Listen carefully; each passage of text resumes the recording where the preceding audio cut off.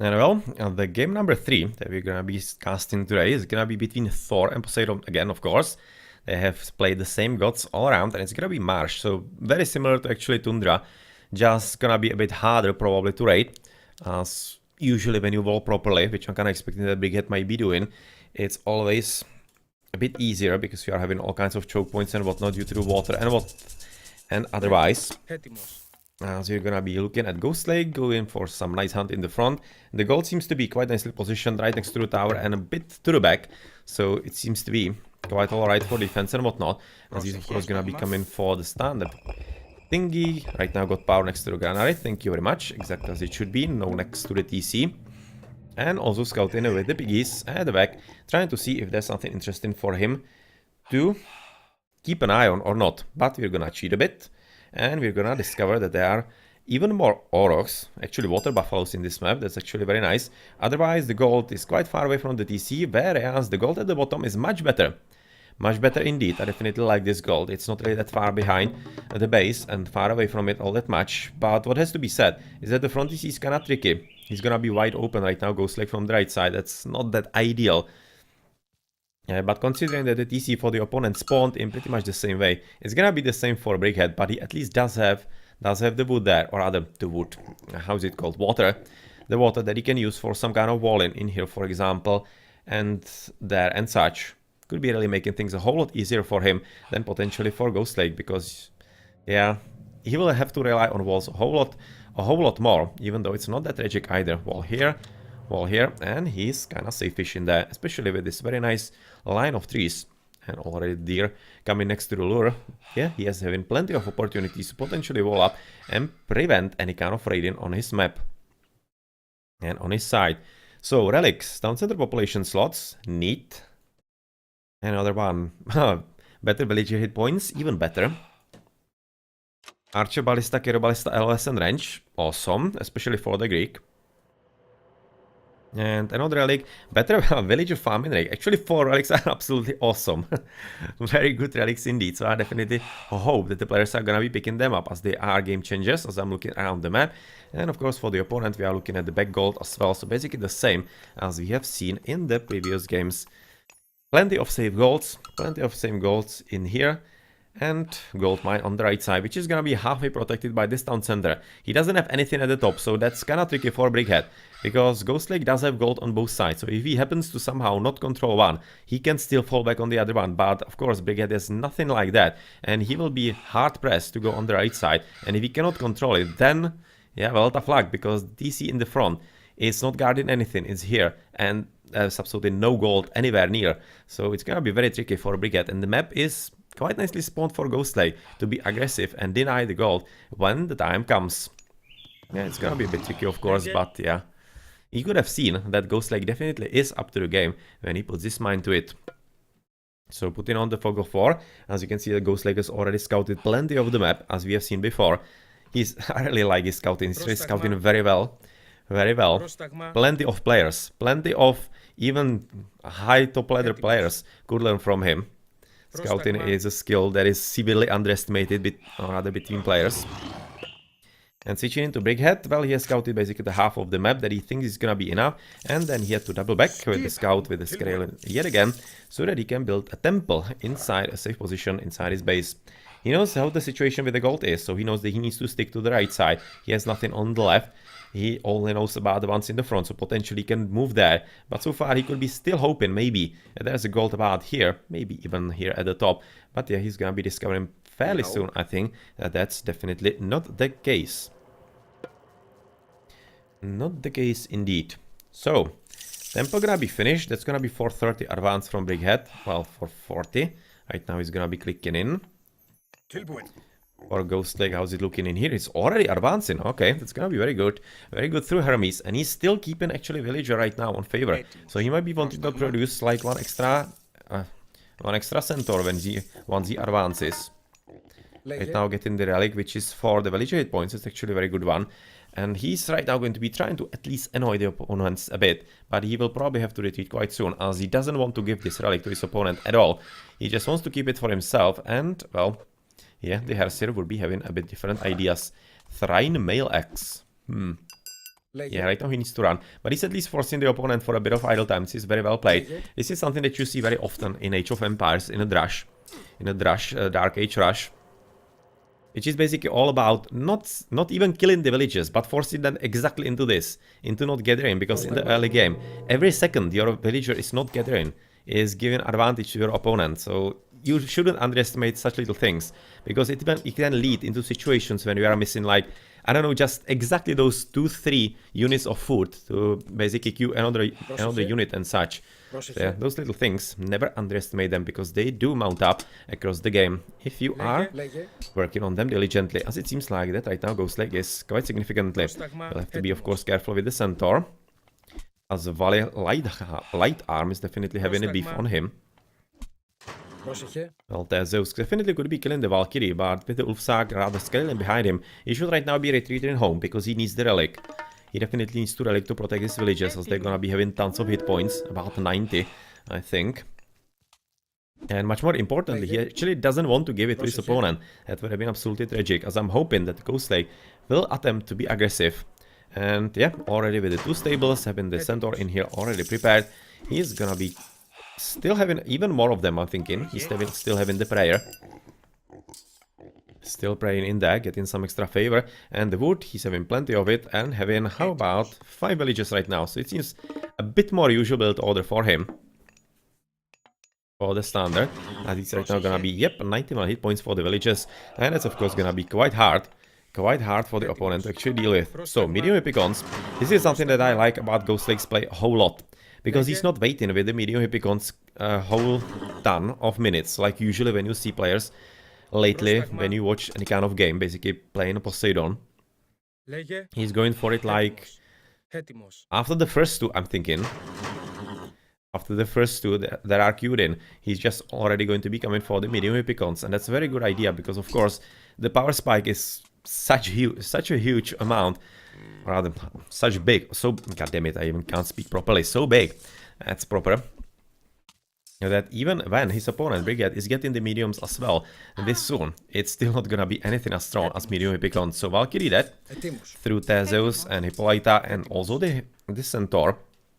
And we are of course gonna be looking at, I'm kinda thinking Brickhead, having to retreat from this position. At this stage, even if he wins the battle, I will be already positioning somewhere else. Because of course this is not gonna be safe. This is a spot where quite probably Ghostlake is going to be coming back to quite often. He does have some hunt at the back, some water buffaloes on the right, some deer. He's even having still hippos inside his base, so he could definitely be coming into a bit safer position. It's kinda risky from him, but he's hoping that probably it's gonna stay. It's gonna be staying alright, and at least for the moment it is. But of course Ghostlake is already in the lead at about 60 points, which I think might be actually the first time that he's in the lead in the early game. In the games that I'm streaming. I actually remember Ghostlake lagging behind in basically all of them, even though it wasn't all that apparent in the game that he would be, or rather that he should be behind. In here, yeah, well, it seems like that he's having a pretty good game, trying to scout around, find something to kill, but of course he's going to be pursued by plenty of army very soon indeed, but at least he is binding yet again plenty of army from his opponent at one spot, and it's allowing his villages to gather from the water buffaloes in the middle. Otherwise, he's gonna be placing another stable, so that's gonna be 3 stables for him. Stop praying. So apparently no extra centaurs, even though he does have the wood. You can see he's having 13 right now, favor and wood. So actually you could be going for the centaur very easily. So hopefully he's gonna be sometime soon, but otherwise it seems like that his economy is quite alright at this stage. Economy upgrades just Zendax. Interesting, we'll be expecting pickaxe. Does have the resources for that and would be helping him with the Hippicon economy, of course. But otherwise, well, Brickhead is basically absolutely at full capacity with his eco. With his villagers not even having hand axe or pickaxe. They're having just basically pick sticker for better hunting. But right now, of course, he is hoping that he can produce a few more units than his opponent, but it's gonna be getting quite tricky, as really the power of the Greek units is much better than his, and it doesn't seem like that he should be getting anywhere close to Heroic Age with how the game progresses. So already switching into Ulfsarks. That's interesting. So far not any kind of upgrades, but well, this is basically the same situation as for his opponent in here. I'll be already right now, just for safety reasons, running with the villagers, because right now it's gonna be Forest Fire on the left, and it's basically meant to cut off the escape route for the villages, because the easiest escape route would be here, and that would be right next to the forest fire. So that's something that actually Brickhead wants to deny, and the battle is going absolutely horrible right about now for Ghostlake. It's not going well at all, because all the reinforcements coming from Brickhead are just in much more, rather much higher numbers, and the Ulfsarks in there, right next to medium raiders. Yeah, well, that's something that he apparently wasn't really counting with, that it's not gonna be going that well for him. I have to say that at first sight, it didn't look that bad, the battle. It really didn't look that bad. But I'm kinda guessing the reinforcement that were still trickling in from blue a whole lot faster than from Ghostlake, because of course the pick-ons take longer to make. They take really long to make. Even though it's not like those traders are much faster, of course. But yeah, otherwise, he was having a few more military buildings that were active. It seems like he's having 4, whereas Ghostlake is having 3. Yes, he's having just 3. And he did lose hunters. That's quite important. He right now lost about 5 hunters, whereas Brickhead didn't have any kind of losses like that. So plenty of wood not being used, not even into centaurs. Even though he's right now returning back to praying with the villager that was finishing with the stable. So yeah, that's, I kind of think, just a bit of an oversight on Ghostlake's side. He probably wanted to make them, but kind of forgot to click them in. Yeah, well, tough luck. Tough luck, but it's the kind of unit that he definitely could have used against those pesky Ulfsarks. In the meantime, of course, horses are going to be having a bit of a field day. Bit of a field day if they can find something to kill. In the meantime, Ghostlake is gonna be using the opportunity to try and defend the towers that he has already researched, because he's basically right now realizing that the problem is gonna be coming into his base pretty soon, and it's gonna be even bigger because he's having 500 gold, and he will have to move to this one pretty soon, and he's not walled up, or even not even just walled, not even prepared for that. It seems like he's right now going for a bit of raiding. Unfortunately for him, noticed as the gold has just run out for Brickhead, and he's gonna be moving apparently to the right. Yes, he will. Oh, they actually aren't running away from him. They're actually not running away from him. So far, Brickhead doesn't know. They were just basically naturally transitioning into a gold mine. Oh, well, this is good trading. This is very good trading indeed. Very good trading indeed. As right now, Brickhead is trying to basically do what he can to somehow delay it, even lure the horses with the villages next to Ulfsarks. It was a nice idea by him. It wasn't any kind of random escaping.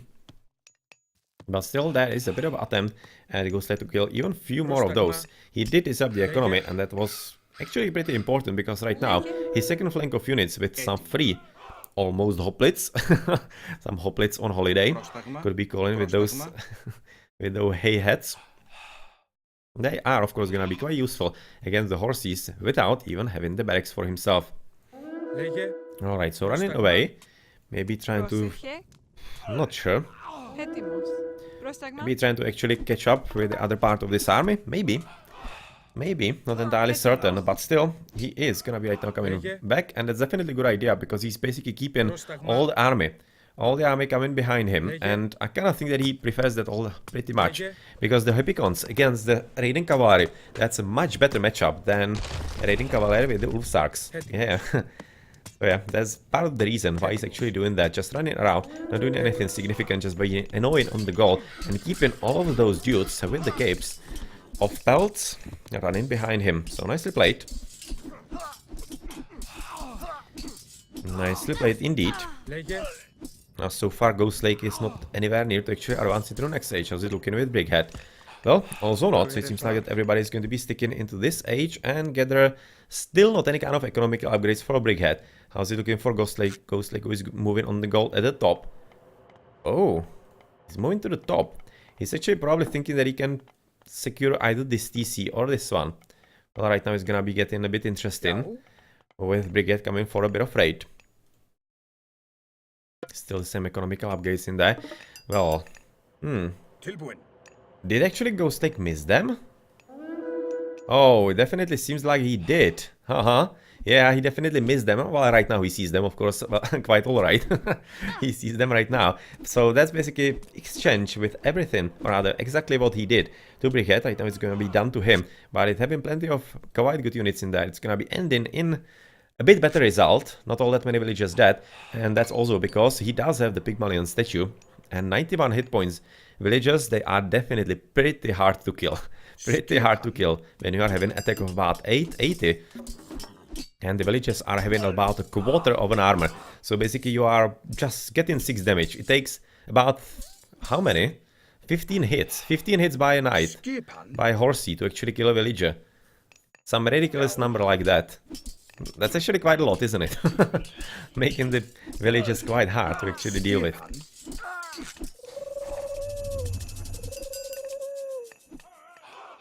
So ceasefire being cast, and the reason for that is because the army is right now finally at one spot for Brickhead. So he's thinking that actually this is gonna be enough. Of course, gonna steal the TC. He already did take the TC at the back, so the economy is getting much better for him just by that. And oh, well, yeah, that's gonna be quite tricky because this TC desperately needed to go for Ghostlake. Because if it's not in his power, then that means that this gold is not gonna be his. And I'm still kind of confused why he didn't go for the goal at the bottom. Oh, well, god damn it. Yeah, this explains a whole lot. Alright, he hasn't actually scouted it. So he scouted the whole map. Unfortunately, the most important part of the map he hasn't scouted. Oh, that's unlucky. That's not any kind of missed skill or rather misplay or whatnot. It's just supremely unlucky. Let's see how much of a map he has scouted. And just in that little place, there is an extra gold mine that he needed to know about, and unfortunately he didn't. And that resulted into this suboptimal choice. And of course, this problem with the gold, with already walling himself in, or rather walling him in. And of course, this is gonna result into pretty bad battle indeed. Because of course, he can even lower the horses right next to the TC for some extra fire. And I'm not even thinking it's gonna be needed all that much, even though there are not any kind of extra upgrades. It's gonna be a very hard battle for him, because the numbers are much better with 3 TCs against 1. Even though right now we can be considering population limits like 2 versus 1 TCs.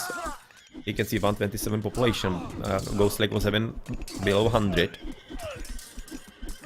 Below 100, so of course this is gonna result into loss for Ghostlake, and yep, unfortunately that's gonna be a crucial battle lost, as he doesn't think that he has another gold. Fortunately, he did. Brickhead knew about it. He didn't really scout it properly either, has to be said. If he sent some units in there, he definitely would have scouted a whole lot more of it, so it's not like Brickhead was paying a whole lot of attention to it either. But unfortunately, I don't know, for Ghostlake, it was a whole lot of darkness.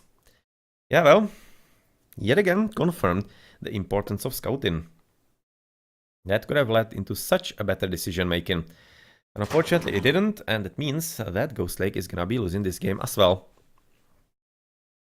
And Brickhead, after some nice aggressive play, is gonna be taking it for himself. But really, you could have seen from Brickhead, basically in all 3 games that we have seen today, a bit different gameplay. He was really accommodating to the game and to the map and to what actually Ghostlake was doing very well indeed. And even though Ghostlake wasn't playing bad either, he was playing really well. Even though in the first mid-guard I was a bit scared for him that he overboomed and maybe waited a bit longer than necessary for the Hippicons and such. Still, unfortunately, it wasn't enough in this day. But I'm definitely hopeful that he's gonna be training a bit more and gonna be showing us why he belongs to the top of the ladder.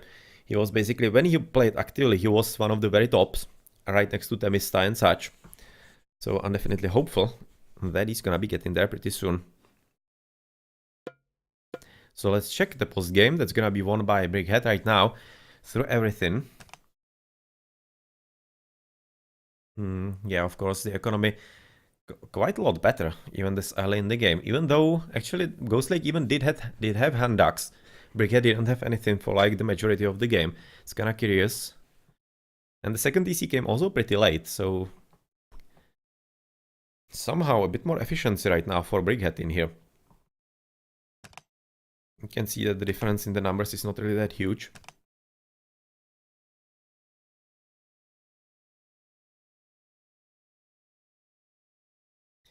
Yet again, the same amount of units killed, better military count by Brickhead.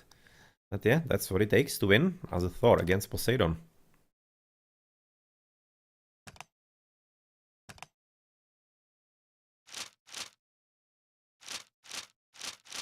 Yeah, this is the battle where he lost about those 5 hunters in there. He wasn't able to basically recuperate from that above his opponent. But still, the economies weren't really that different. Definitely not something that would explain, like, how many? about almost 5,000 resources more for Brickhead. It just doesn't explain it all that much, considering they both were missing upgrades, and the Greek was actually having one more upgrade for most of the game. Strange. Indeed, very strange.